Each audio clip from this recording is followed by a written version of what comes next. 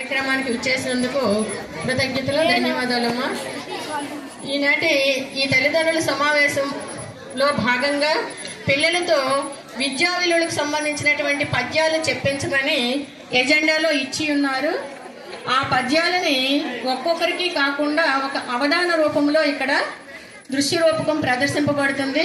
అందరూ కూడా చక్కగా వీక్షించి పిల్లలకి మీ యొక్క ఆశీస్సులు తెలియజేయాలని కోరుకుంటూ ఉన్నాం. అవధాన కార్యక్రమాన్ని 8వ తరగతి చదువుతున్నటువంటి ఉంగరాల మానస ప్రారంభించవలసిందిగా కోరుచున్నాం.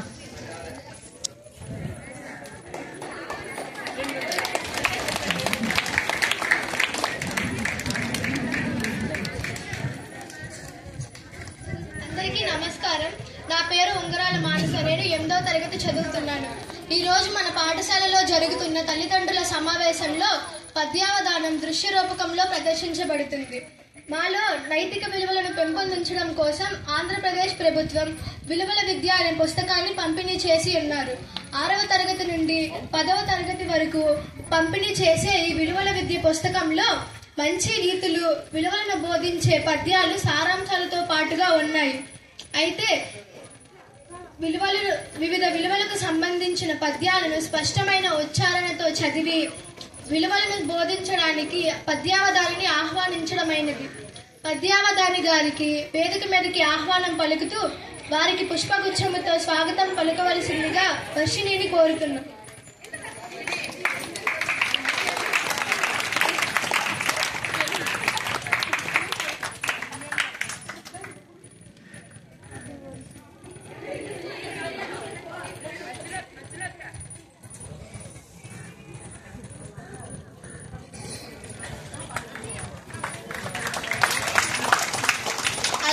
ఆ పద్యాలకు భావాలు చెప్తూ విశ్లేషించడానికి వ్యాఖ్యాతను కూడా ఆహ్వానించడమైనది.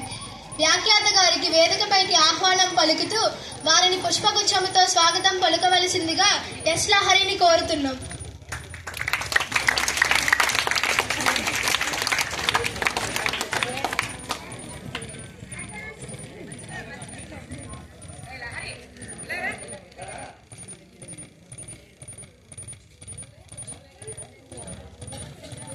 అలాగే వివిధ విలువలకు సంబంధించిన పద్యాలను అడగడానికి సిద్ధంగా ఉన్న పృచ్ఛకులను కూడా వేదిక మీదకి రావాల్సిందిగా కోరుచున్నాం.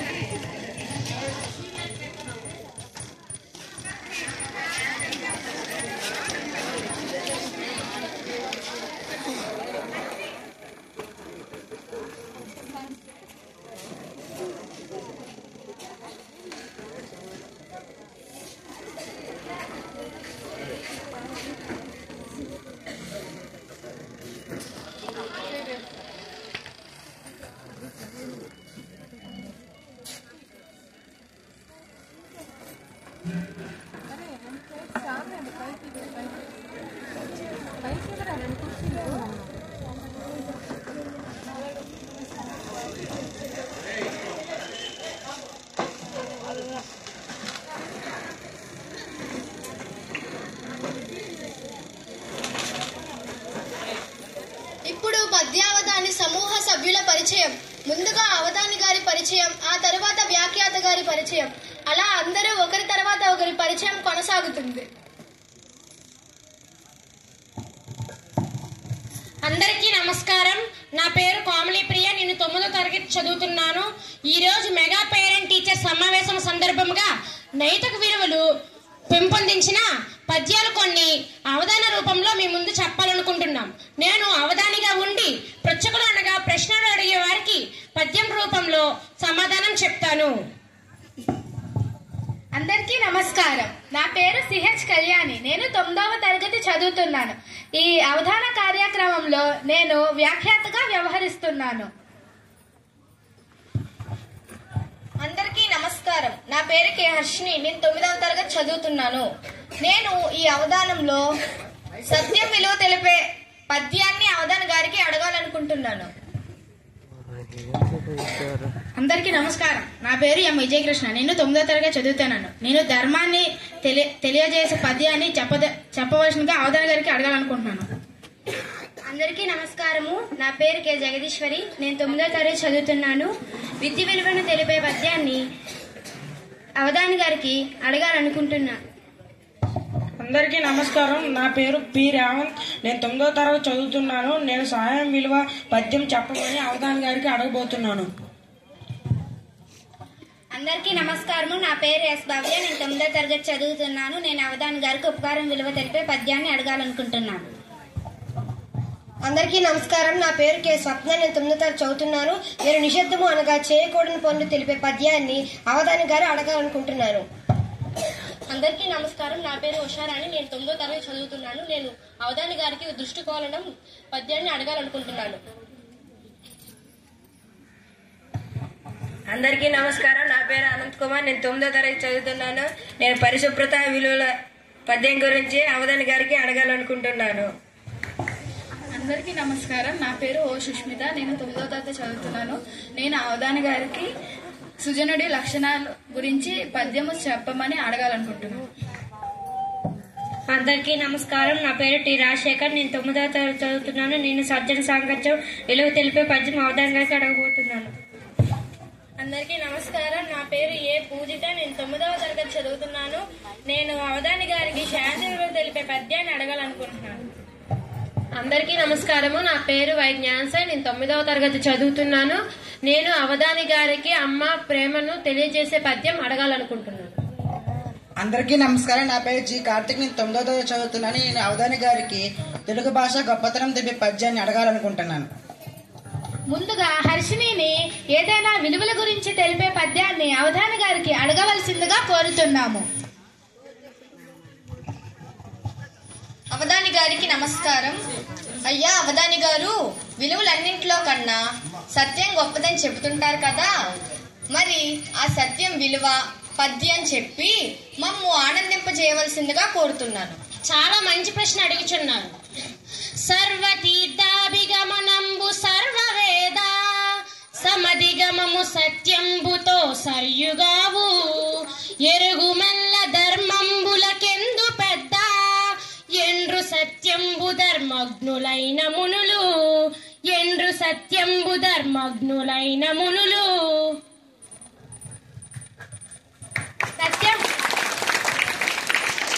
సత్యం యొక్క గొప్పతనాన్ని పద్య రూపంలో అవధాని గారు చాలా అద్భుతంగా చెప్పారు. దాని భావం ఏంటంటే, సర్వతీర్థాలు సేవించడం అనగా ఎన్ని పుణ్యక్షేత్రాలు దర్శించినా ఎన్ని వేదాలను అధ్యయనం చేసినా అవేవి సత్యంతో సాటిరావు. ధర్మం బాగా తెలిసిన మునులు అన్ని ధర్మాల కంటే సత్యమే గొప్పదని చెప్తుంటారు. దీని వలన మనం తెలుసుకోవలసిన విలువలు బాల్యం నుండి అలవడిన సద్గుణాలలో సత్యం ఒకటి. నిజం చెప్పడం వలన మనకు పుణ్యం వస్తుంది. సత్యం ధర్మానికి మూల స్తంభం. సత్యం చెప్పేవారి హృదయంలో దేవుడు నిలుస్తాడు. సత్యగుణ సంపన్నుడు నిర్భయుడై విజేతయై వివేకియై తేజావంతుడిగా ప్రకాశిస్తాడు. కాబట్టి మనం సత్యాన్ని ఆచరిద్దాం, సకలము సాధిద్దాం. కాబట్టి సత్యాన్ని ఆచరిద్దాం. విజయకృష్ణ అవధాని గారికి పద్యం అడగడానికి సిద్ధంగా ఉన్నారు. అవధానుల గారికి నమస్కారం. జీవితాన్ని నడిపించే జీవన విధానము ధర్మము అంటుంటారు. మరి ఆ ధర్మము గురించి తెలియజేసే పద్యం చెప్పి మమ్మల్ని ధన్యులు చేయవలసిందిగా కోరుచున్నాను. పొరులేయవియునరించిన నరవర ఎప్రియము తన మనంబున కగు దానురులకున విసేయకునికి పరాయణము పరమధర్మ పతములకెల్లన్ పరాయణము పరమధర్మ పతములకెల్లన్. అవధాని గారు ధర్మం యొక్క విలువను మనందరికీ చాలా అద్భుతంగా వినిపించారు. దాని భావం ఏంటంటే, ఓ రాజా, ఇతరులు ఏ పని చేస్తే మనకు బాధ కలుగుతుందో ఆ పనిని మనం ఇతరుల విషయంలో కూడా చేయకూడదు. అదే గొప్ప ధర్మం. ఈ పద్యం వలన మనం నేర్చుకోవలసిన విలువలు ఇతరులను బాధ పెట్టకూడదు. ఇతరుల లోపాలను వెతికి ఎగతాళి చేయకూడదు. ఇతరుల భావాలను గౌరవించాలి. ఇతరుల మీద కోపం తగ్గించుకోవాలి. ఇతరుల పట్ల సానుకూలంగా ఉండటానికి మన వైఖరిని మెరుగుపరుచుకోవాలి. కాబట్టి మనం ధర్మాన్ని ఆచరిద్దాం. అవధాని గారికి జగదీశ్వరి పద్యం అడగడానికి చాలా ఉత్సాహంగా ఎదురు చూస్తోంది. అమ్మ అవధాని గారు నమస్కారము. మీరు మా పాఠశాలకు రావడము మా అదృష్టము. విద్య లేని వాడు వింత పశువు అంటారు కదా, మరి విద్యను తెలిపే పద్యాన్ని చెప్పవలసిందిగా కోరుచున్నాను. చాలా మంచి ప్రశ్న అడుగుచున్నారు. దొరలు దోచలేరు, దొంగలెత్తుకు పోరు, పాతృజనము వచ్చి పంచుకోరు. విశ్వవర్ధనంబు విద్యాధనంబురా, లలిత సుగుణ జాల తెలుగు బాల, లలిత సుగుణ జాల తెలుగు బాల. అవధాని గారు విద్య గురించి చాలా ఘనంగా చెప్పారు.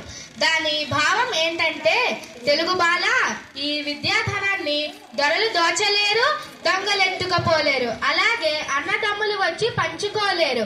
ఈ విద్యాధనమే ప్రపంచ అభివృద్ధికి మూలము. ఈ పద్యం వలన మనం నేర్చుకోవలసిన కొన్ని విలువలు. విద్య వలన కేవలం ఉద్యోగం సంపాదించడం మాత్రమే కాక అనేక లాభాలు ఉన్నాయని గమనించాలి. విద్యకు సమానమైన ధనం మరొకటి లేదు. విద్య ఎంత పంచుకుంటే అంత పెరుగుతుంది. విద్య వలన కీర్తి, సుఖము, గౌరవము లభిస్తాయి. ప్రపంచ అభివృద్ధికి విద్యే మూలము. విద్యావంతులుగా ఉందాం, ప్రపంచాన్ని మారుద్దాం. విద్యావంతులుగా ఉందాం. అవధాని గారికి పద్యం అడగడానికి ఎదురు చూస్తున్నారు.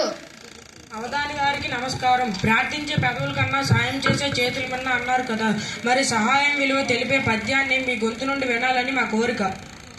చాలా అద్భుతమైన ప్రశ్న అడుగుచున్నారు. తల్లి గర్భము నుండి ధనము తేడెవ్వడు, వెళ్ళిపోయేడి నాడు వెంటరాదు.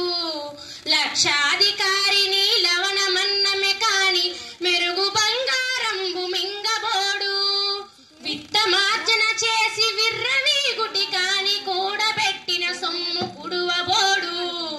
పొందుగా మెరుగైన భూమి లోపల పెట్టి, దాన ధర్మము లేక దాచి దాచి, తుదకు దొంగల కిత్తురో దొరల కవునో. తేనె జుంటీగలియవా తెరువరులకు, భూషణ వికాస శ్రీ ధర్మపురి నివాస, భూషణ వికాస శ్రీ ధర్మపురి నివాస. దుష్ట సంహార నరసింహ దురిత దూరా. అవధాని గారు సహాయం గురించి చాలా ఉన్నతంగా చెప్పారు. దాని భావం ఏంటంటే, తల్లి గర్భం నుండి ఈ లోకంలోకి ధనం తీసుకురాడెవ్వడు. చనిపోయేనాడు ఆ ధనం వెంట రాదు. లక్షాధికారైన ఉప్పు కారంతో వండుకున్న అన్నమే తింటాడే కాని బంగారాన్ని మింగలేడు. ధనాన్ని కూడబెట్టి విర్రవీగుతూ ఉంటారే తప్ప ఆ సొమ్ముని తినలేరు. దాన ధర్మాలు లేకుండా రహస్యంగా దాస్తారు. మనకు తేనెటీగలు పెట్టే తేనెపట్టులా దారిన పోయే బాటసార్లకు పాలవుతుంది. అలాగే ఇతరులకు దాన ధర్మాలు చేయకుండా రహస్యంగా దాచిన ధనము చేసిన సహాయం, కీర్తి మాత్రమే శాశ్వతమైనది. ఈ పద్యం వలన మనం నేర్చుకోవలసిన విలువలు: స్వార్థ సంపాదన పనికిరాదు. ఉన్నంతలో మనకి వినియోగించుకుంటూ ఇతరులకు సహాయపడేలా ఉండాలి. డబ్బు కన్నా ఆత్మగౌరవం ముఖ్యం. మనం సంపాదించుకున్న డబ్బు మనకి జీవితాన్ని ఇవ్వగలదు, కానీ మన వ్యక్తిత్వానికి నైతిక విలువలు తీసుకురాదు. మనం సమాజంలో గౌరవంగా మంచి పేరుతో జీవించాలి అని ఈ పద్యం బోధిస్తుంది. ఒక చిన్న సహాయం వలన ఎంతో మందికి జీవనాధారం. ఒక చిన్న సహాయం ఎంతో మందికి జీవనాధారం. భవ్య అవధాని గారికి పద్యం అడగడానికి చాలా ఆశగా ఎదురు చూస్తోంది. అవధాని గారికి నమస్కారం. అవధాని గారు అపకారికి కూడా ఉపకారం చేయండి అని అంటుంటారు కదా, మరి ఆ ఉపకారము విలువ తెలిపే పద్యాన్ని చెప్పవలసిందిగా కోరుచున్నాను.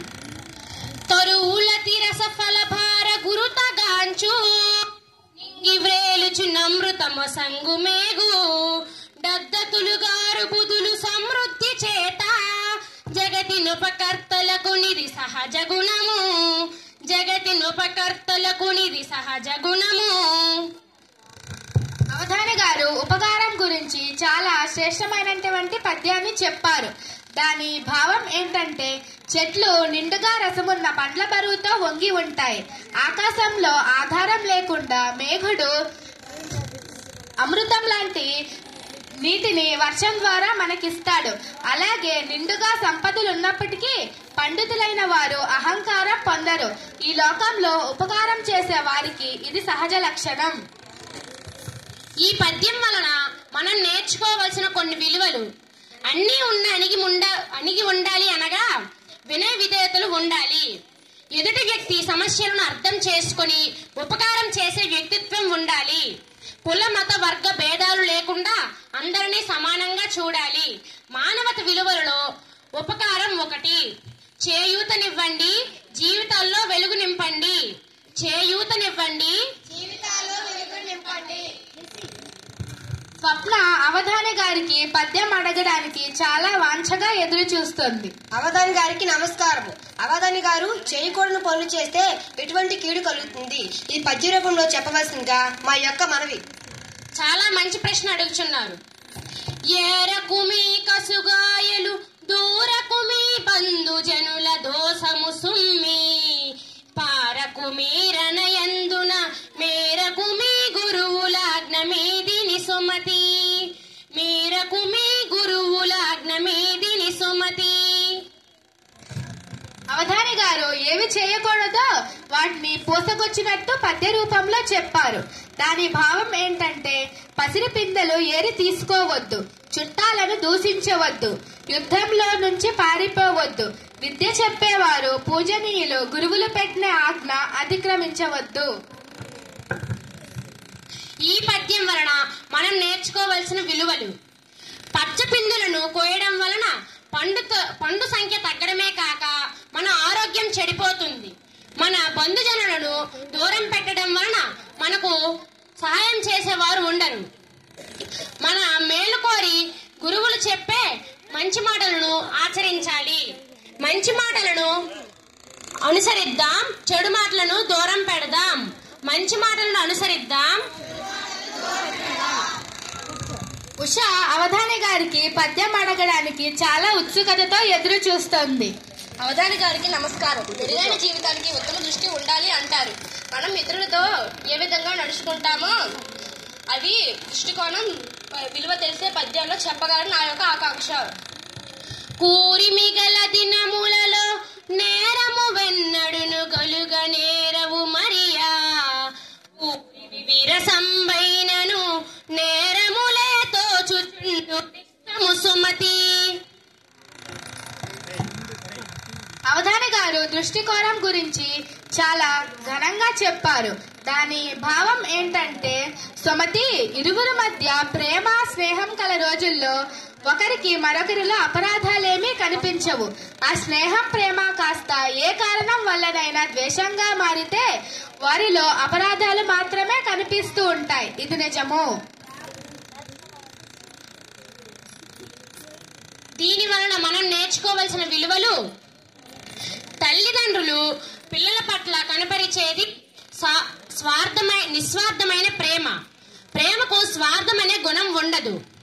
తల్లిదండ్రులకు మన పైన గల ప్రేమ వలన మన తప్పులను క్షమించగలుగుతారు. మన మంచి కోరి తల్లిదండ్రులు చెప్పే మాటలను అనుసరించి నడుచుకోవాలి. సానుకూలంగా ఉండండి, సంతోషంగా ఉండండి. సానుకూలంగా ఉండండి. అనంత్ అవధాని గారికి పద్యం అడగడానికి చాలా అభిరుచితో ఎదురు చూస్తున్నారు. అవధాని గారు నమస్కారం. అవధాని గారు, ఆరోగ్యకరమైన జీవితంలో పరిశుభ్రత మొదటి మెట్టు అంటుంటారు. మరి పరిశుభ్రతకు సంబంధించిన ప్రశ్న అడగవలసిందిగా కోరుతున్నా, పద్యం చెప్పవలసిందిగా కోరుతున్నా. తల మాసిన ఒలు మాసిన వలువలు మాసినను ప్రాణ వల్లభునైనన్, కులకాంతయైన రోతురు తిలకింపక భూమిలో నదిరముగా సుమతి, తిలకింపక భూమిలో నదిరముగా సుమతి. అవధాని గారు పరిశుభ్రత గురించి చాలా పరిపూర్ణంగా చెప్పారు. దాని భావం ఏంటంటే, సుమతి, ఈ లోకంలో శరీరం చెడువాసనతో ఉన్నను, మురికి బట్టలతో ఉన్నను, వివాహం చేసుకున్న భర్తనైనా భార్య తప్పక అసహ్యించుకుంటుంది. ఈ పద్యం వలన మనం నేర్చుకోవలసిన విలువలు: పరిశుభ్రతను అలవాటు చేసుకోవాలి, మన ఇంటి పరిసరాలు పరిశుభ్రంగా ఉండాలి, ప్రభుత్వ స్థలాల్లో పాఠశాల, బస్టాండు, రైల్వే స్టేషన్ వంటివి పరిశుభ్రంగా ఉండేలా సహకరించాలి, ప్రేమ, దయ, జాలి కలిగి ఉండడం, పెద్దల మాట వినడం, అందరినీ గౌరవించడం, సాహిత్యకంగా మాట్లాడడం మొదలైన లక్షణాలు మన అంతరాత్మకు పరిశుభ్రతను ఇస్తుంది. పరిశుభ్రతను అలవాటు చేసుకుందాం, ఆరోగ్యంగా ఉందాం. పరిశుభ్రతను అలవాటు చేసుకుందాం. సుస్మిత అవధాని గారికి పద్యం అడగడానికి చాలా ఆతృతతో ఎదురు చూస్తోంది. అవధాని గారు నమస్కారం. అవధాని గారు సుజనుడు అంటే మంచి లక్షణాలు కలిగిన వారు. మరి సుజనుడికి సంబంధించిన పద్యము చెప్పగలరని నా కోరిక.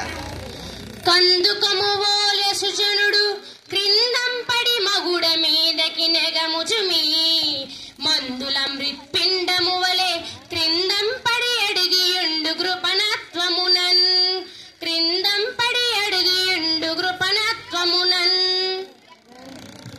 అవధాని గారు సుజనుడు గురించి చాలా అర్థవంతంగా పద్య రూపంలో చెప్పారు. దాని భావం ఏంటంటే, బంతి కింద పడి పైకెగిన మాదిరిగా ఉత్సాహం గల మంచివాడు హీనస్థితిని పొందిన వెంటనే ఉన్నత స్థితి పొందుతాడు. కానీ మందబుద్ధి కలవాడు మట్టి ముద్ద అట్లే కింద పడి ఉన్నట్లుగా హీనస్థితిని పొంది మళ్ళీ తిరిగి ఉచ్చస్థితి పొందడు. ఈ పద్యం వలన మనం నేర్చుకోవలసిన విలువలు: మంచివారికి కష్టం వస్తే కుంగిపోకుండా ఎదురు తిరిగి పోరాడుతారు. బంతిని నేలకేసి కొడితే అది తిరిగి ఎగిరే రీతిని, కష్టంలో నుండి బయటకు రావడాన్ని ప్రయత్నం చేసేవాడు సుజనుడు. కష్టం వచ్చేటప్పుడు కుంగిపోకుండా, నిరాశపడకుండా ఉండాలి. కష్టం పరీక్ష తప్పితే కుంగిపోకుండా కష్టపడి చదివి మంచి పేరు తెచ్చుకోవాలి. సుజన లక్షణమే నిజమైన ఆభరణం. సుజన లక్షణమే. రాజశేఖర్ అవధాని గారికి పద్యం అడగడానికి సిద్ధంగా ఉన్నారు. అవధాని గారికి నమస్కారం. సజ్జన సాంగత్యం అంటే సకల శ్రేయస్సు అంటారు. మరి సజ్జన సాంగత్యం విలువ తెలిపే పద్యం చెప్పవలసిందిగా నాకు అభిలాష. సత్య సూక్తి ఘటించు దీజడి మాంచు కీర్తి మొస, సత్య సూక్తి ఘటించు దీజడి మాంచు గౌరవ మసంగు జనుల గలు సమడయ, కీర్తి ప్రకటించు చిత్త విస్ఫూర్తి చేయు సాధు సంగంబు సకల అర్ధ సాధనంబు, సాధు సంగంబు సకల అర్ధ సాధనంబు. అవధాని గారు సజ్జన సాంగత్యం గురించి పద్యం గొప్ప ఉచ్చారణతో చెప్పారు.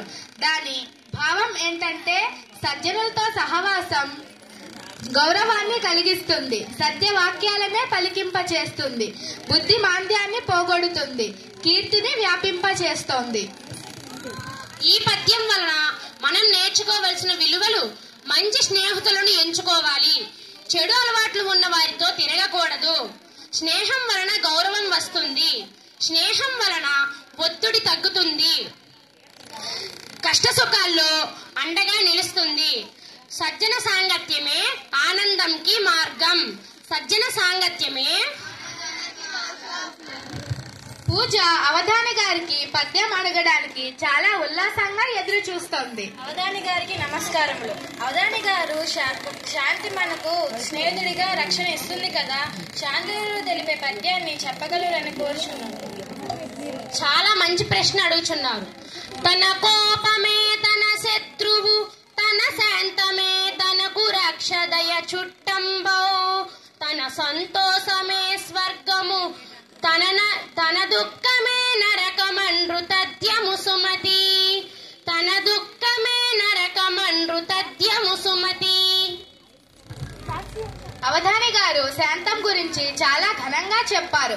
దాని భావం ఏంటంటే, ఓ మంచి బుద్ధి కలవాడా, తన కోపమే తనకు శత్రువు వలె బాధిస్తుంది, తన శాంతమే తనను రక్షిస్తుంది, తన దయయే తనను చుట్టం వలె సహాయపడుతుంది, తన ఆనందమే తనకు ఇంద్రలోక సౌఖ్యాన్ని అందిస్తుంది, తన దుఃఖమే తనకు నరకంలా మారుతుంది. ఈ పద్యం వలన మనం నేర్చుకోవలసిన కొన్ని విలువలు: కోపాన్ని విడిచిపెట్టాలి. అవతల వారి మీద కోపం వచ్చే సమయంలో వారు చేసిన మంచిని జ్ఞాపకం చేసుకోవాలి. దయ కలిగి ఉండాలి. ఎల్లప్పుడూ శాంతంతో చిరునవ్వుతో సంతోషంగా జీవించాలి. దుఃఖాన్ని తొందరగా విడిచిపెట్టే ప్రయత్నం చేయాలి. అది కాబట్టి శాంతంగా ఉందాం, శాంతియుతాన్ని కాపాడుకుందాం. శాంతంగా ఉందాం. నరసాయి అవధాని గారికి పద్యం ఆడడానికి సిద్ధంగా ఉన్నారు. అవధాని గారికి నమస్కారము. తల్లిని మించిన దైవం లేదు అంటారు. ప్రేమకు ప్రతిరూపం అమ్మ కదా. అమ్మ ప్రేమ గురించి పద్యం చెప్పి మమ్ము ధన్యులు చేయాల్సిందిగా కోరుచున్నాం. చాలా మంచి ప్రశ్న అడుగుచున్నారు.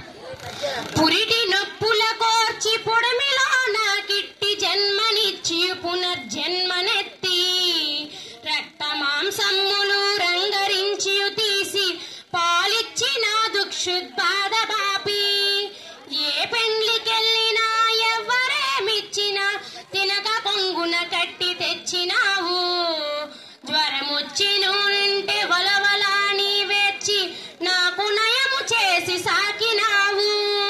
అమ్మ నీ ప్రేమ ఎంతటి కమ్మదనము, తిరిగి మరు జన్మ నాకుంటే మరుల నిన్ను కన్న తల్లిగా నిమ్మని కాంక్షతోడా, కన్న తల్లిగా నిమ్మని కాంక్షతోడా దేవదేవుని వేడిద దివ్య చరిత. అవధాని గారు అమ్మ ప్రేమ గురించి చాలా ఉన్నతంగా చెప్పారు. దాని భావం ఏంటంటే, తల్లి నవమాసంలో గర్భంలో మోసి పురిటి నొప్పులు కోర్చి జన్మనిచ్చి పునర్జన్మ ఎత్తుతుంది. తన యొక్క రక్త మాంసాలను రంగరించి తీయని పాలిచ్చి బిడ్డల ఆకలిని తీరుస్తుంది.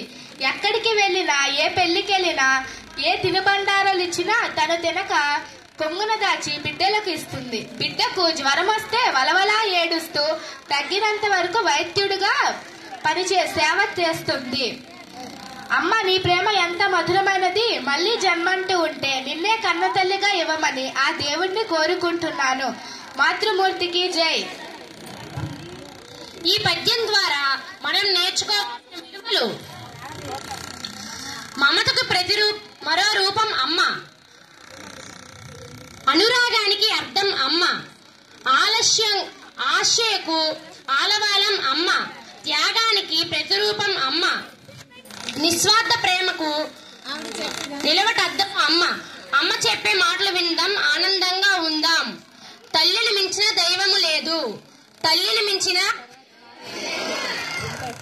కార్తీక్ అవధాని గారికి పద్యం అడగడానికి చాలా ఆశతో ఎదురు చూస్తున్నారు. అవధాని గారికి నమస్కారం. అవధాని గారు శ్రీకృష్ణదేవరాయలు గారు దేశ భాషలందు తెలుగు లెస్స అన్నారు కదా. అలాంటి తెలుగు భాష గొప్పతనాన్ని తెలిపే పద్యం చెప్పి తెలుగు భాషపై మమకారం కలుగజేస్తారని నా యొక్క విన్నపము. మంచి ప్రశ్న అడుగుతున్నారు. సంధి సమాసముల్ సరిమూవ గజ్జెలు ధీయలంకారముల్ దివ్య నిధులు రసములు పాకముల్ రమ్య మౌరీతులు శయ్యలు వ్యుత్పత్తి సాధనములు పద్యము గద్యము వచనము వ్యాసము గీతము సర్వ సంగీతమయము సరళము ప్రౌఢము సార్వజనీనము సకల సౌలభ్యము జానతనము బాలవామయ రూపము పరిడవిల్ల కథలు నవలలు నాటికల్ కాంతి చూప కలికి తన మెల్ల నిండిన కావ్యవేష కలికి తన మెల్ల నిండిన కావ్యవేష తేనెలొలికించు మన భాష తెలుగు భాష. అవధాని గారు తెలుగు భాష గొప్పతనాన్ని గురించి పద్యం వినుసొంపుగా వినుల విందుగా ఉన్న పద్యాన్ని మనందరి మధ్య వినిపించారు. దాని భావం ఏంటంటే తెలుగు భాషామ తల్లికి సందులు సమాసములు గజ్జెల్లాంటివి. తెలుగులో ఉండే అర్థలంకారాలు శబ్దాలంకారాలు భాషామ తల్లికి నిధులు లాంటివి. నవరసాలు పాకాలు అంటే కదలీ పాకం, నారికేల పాకం, ద్రాక్ష పాకం రాసే విధానాలు పాండిత్యానికి సంబంధించిన సాధనాలు. తెలుగు భాషలో ఉండే పద్యము, గద్యము, వ్యాసము, గీతము, గేయము మొదలైన ప్రక్రియలన్నీ సంగీతంలా ఉంటాయి. సరళమైన పదాలతో కూడిన వేమన శతకం లాంటి పద్యాలు ఉన్నాయి. శ్రీకృష్ణదేవరాయలు రచించిన ప్రౌఢము కష్టమైన పద్యాలు ఉన్నాయి. అవి ఎల్లకాలం నిలిచి ఉండేవి. సకల సౌలభ్యము జానతనము అనగా తెలుగు భాష ఎక్కడ ఎంతవరకు ఉండాలో అంతవరకు పొదగబడుతుంది, మలుచుకోవచ్చు. ఇలా తెలుగు సాహిత్యం అంతా విస్తృతి చెందుతూ ఉండగా కథలు, నవలలు, నాటికలు కాంతి చూపుతూ ఉండగా అందమైన రూపంలో ఉన్న కావ్యవేశ కావ్య రూపంలో ఉండే తేనె లాంటి భాష మన తెలుగు భాష. ఈ పద్యం ద్వారా మనం నేర్చుకోవలసిన విలువలు: అమ్మ ప్రేమ తెలుగు, సృజనాత్మకతకు తెలుగు, ఆత్మీయత తెలుగు, మనోవికాసానికి తెలుగు, అనుబంధం తెలుగు, మానసిక ఉల్లాసానికి తెలుగు, తెలుగు లేనిదే వెలుగు లేదు. అందరం తెలుగు భాషని పరిరక్షించుకుందాం. అందరం తెలుగు భాషని పరిరక్షించుకుందాం.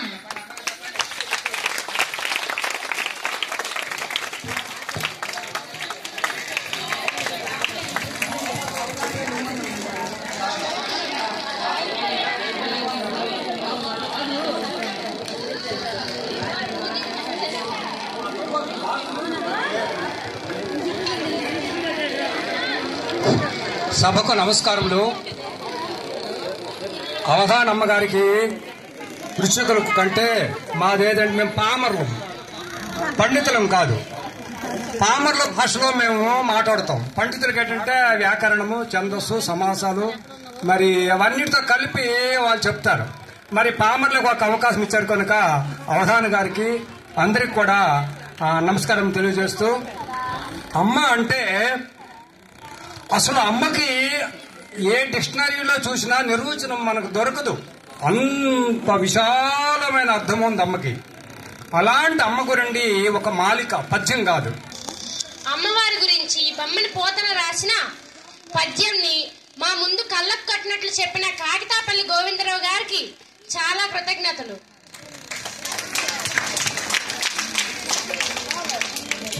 ఇంతటి అవకాశం ఇచ్చిన ప్రధాన ఉపాధ్యాయుల వారికి, ఇతర ఉపాధ్యాయుల వారికి మరియు తల్లిదండ్రులందరికీ మా హృదయపూర్వక నమస్కారములు. మాకు శిక్షణ ఇచ్చిన తెలుగు మేడం ఉపాధ్యాయులైన కళ్యాణి మేడం గారికి మా అందరి యొక్క ధన్యవాదములు.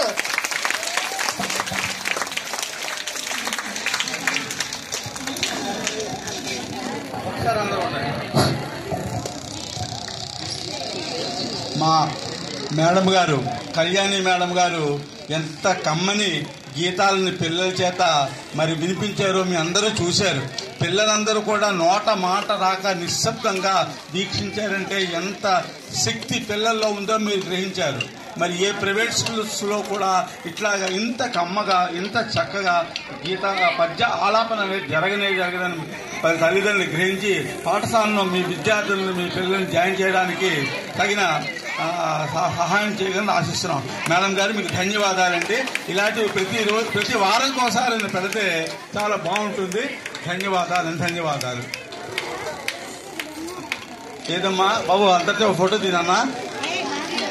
ఇది అద్భుతమైన అవకాశం. ఇంతమంది మేధావి పిల్లలు ఉన్నారు అని నాకు ఇప్పుడు అర్థమైంది. మరి తయారు చేసిన ఘనత వహించిన మేడం గారికి ధన్యవాదాలు.